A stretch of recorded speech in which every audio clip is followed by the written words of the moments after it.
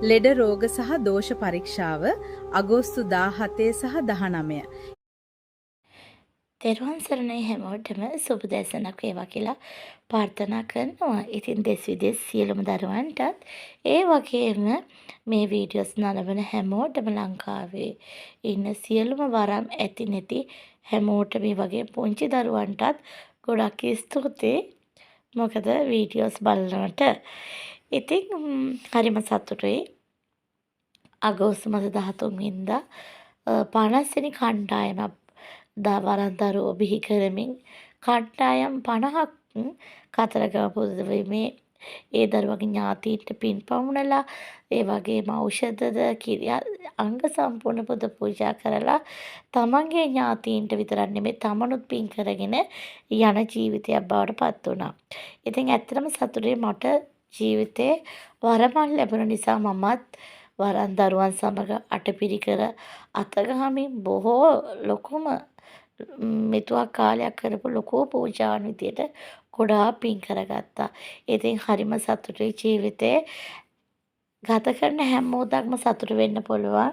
මෙච්චර දෙයක් පුංචි වයසේදී මට කරගෙන යන්න හැකියාව ශක්තිය ඒ වගේම ධෛර්යය ඒ වගේම මගේ පිටුපසේ ඉන්න මගේ මහත්තයාගේ ශක්තිය එයාගේ ආශිර්වාදය මට ආදරය කරන මගේ වරන් දරුවෝ ඒ වගේම මගේ පරණ ගෝලියොත් ඒ වගේම නවක වරන් දරුවෝ හැමෝගෙම ආශිර්වාදයෙන් මත මේ හැම වැඩ කටයුත්තක්ම ඒ වගේම කරගෙන යන්න මට ලැබුණා. ඉතින් ඒ ආදරණීය දරුවන්ගේ ආදරේ වැඩිකමට 50 වෙනි සැමරුම කියලා එයාලා මටත් හොරා කේක් එකක් ඕඩර් කරලා ඉතින් ඇත්තටම කේක් එකක් පවා කැපුවා. ඉතින් හැමෝමත් එක්ක මේ සැමරුවා. ඇත්තටම හදවතින්ම සතුටුයි. මොකද ජීවිතේ ගුරුවරියක් වෙනවා කියන්නේ අම්මා කෙනෙක් වෙනවා කියන එක. හේතුව තමයි අම්මගේ දරුවෙක්ගේ අතර සම්බන්ධතාවයක් වගේ තමයි ගුරු ගෝල ඇසුර කියන්නේ. එතකොට මවගෙන් පස්සේ ගොඩක් දුරට දරුවෝ ඉස්කෝලේට ගියාට පස්සේ ගුරුවරයෙක්ගෙන් තමයි සියලුම මේ ශිල්ප ශාස්ත්‍රය ඉගෙන ගන්නේ. එතකොට ගුරුවරයා ආදරය ලෙස දරුවන්ට සැලකුවොත් කතා කරොත් එක දවසක්වත් ඒ දරුවා ගෙදර ඉන්න කැමති නෑ. හැමදාම ඉස්කෝලේ යන්න තමයි කැමති. ඉතින් ඒ වගේ තමයි පුතේ අපි ආදරයකින් හරියාකාරව ගුරුවරයා තේරුම් අරගෙන හිටියොත් ගෝලියෝ කවදාකවත් අපිව දාලා යන්නේ නෑ. ඒ ගෝලියෝ රැඳිලා ඉන්නවා. හැබැයි ඒකටත් පින්වන්ත හොඳ නුවණක්කාර ගෝලයෙක් වෙන්න ඕනේ. මොකද තේරුම් ගැනීමේ හැකියාව ඇති ගෝලියෝ වුණොත් විතරයි ගුරුවරයා කියන්නේ කවුද? ගුරුවරයා දුන්නව ශක්තිය කොහොමද? තමන් මුලින්ම ගුරුවරයා ගාවට ගියාම තමන්ට තිබිච්ච ලෙඩ රෝග ටික මොකද්ද? අද තමන් මෙතන ඉන්නේ ලෙඩ රෝගයක් හරි නැතුව පෞ ජීවිතේ සතුටෙන් ගත කරන්නේ කවුරු නිසාද? ඒ ගුරුවරයා. ඒ මුල මතක තියෙන ගෝලියෝ කවදාකවත් ගුරුවරයාව අමතක කරන්නේ ගුරුවරයාත් එක්ක රැඳී සිටිනවා. ඒ වගේ මාත් එක්කත් මගේ පරණ ගෝලියෝ පිරිසක් මාත් එක්ක ඉන්නවා. අලුත් ගෝලියෝ පිරිසකුත් මා සමග සිටිනවා. විදේශගතවල ඉන්නා වූ කට්ටියත් ආදරණීය දරුවොත් ආදරෙන් ඉන්නවා බලාගෙන ඉන්නවා. ලංකාවට ආපු ගමන් ගුරු මෑණියෝ ගාවට එන්න කියාගෙන ඉන්න පිරිසකුත් ඉන්නවා. ඉතින් ඒ හැමෝටම හදවතින්ම ස්තුති කරන වගේ මගේ වීඩියෝස් බලලා හදවතින් මට ආශිර්වාද කරලා කමෙන්ට් දාන ඒ වගේම WhatsApp වලටම කමෙන්ට් දාන ඒ හැමෝටම ගොඩක් ස්තුතියි කියනවා පුතේ. මොකද හේතුව වරමක් ලැබිලා මේ ජීවිතේ සතුටක් ලබන්න පුළුවන් නම් පිනක් ලබන්න පුළුවන් නම් ඒක තමයි ජීවිතේ ලැබුවා මනුස්සත්වය ලැබුවා ලොකුම පින මිනිසෙක් වෙලා කරගන්න පුළුවන් දේ. ඉතින් ඒ විතරක් නෙමේ. ඉතින් හෙට දවසේදී ඇඹිලිපිටියේ මහදේවල වැඩ කටයුතු සිද්ධ වෙනවා. ඒ වගේම ගම්පහ 17 වෙනිදා 19 වෙනිදා ඒ දින දෙකේම ලෙඩ රෝග දෝෂ පරිස්සාවල් සිද්ධ වෙනවා. ඒ වගේම වරම් සාධන වැඩ කටයුතු සිද්ධ වෙනවා. මොකද මේ ඔයාලා නිසාමයි පුතේ මේ සියලු දේවල් වෙන්නේ. ගොඩක් දුරට සමහර දරුවන්ට මේ පුංචි ඉගෙන ගන්න දරුවන්ට අවුරුදු 15 14 12 දරුවෝ අඩු වයසෙන් කොටහළු වෙලා ඉතින් මේ දරුවෝ ඉගෙන ගන්න බෑ කියනවා.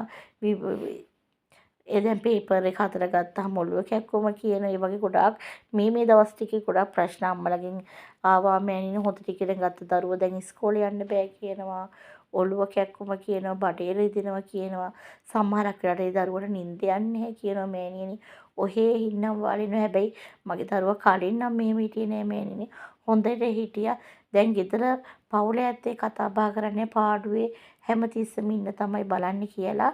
ඉතින් ඒ වගේ පොඩි දරුවන්ට ප්‍රශ්න තියෙනවා කියලා ගොඩක් අම්මලා මට WhatsApp එකට මැසේජ් දාලා තිබ්බ. සමහරක් අය කෝල් කරලා තිබ්බා අනේ මෑණියනේ කෝල් එකක් ගන්නකො කියලා. ඉතින් පුතේ පුළුවන් හැම කෝල් එකකටම සම්බන්ධ වෙනවා. පුළුවන් හැමොත් එකම කතා බහ කරනවා.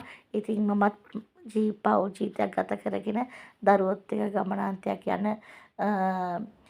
මවක් විදිහට ඔයාලට පුළුවන් විදිහට තමයි උදව් උපකාර කරගෙන යන්නේ.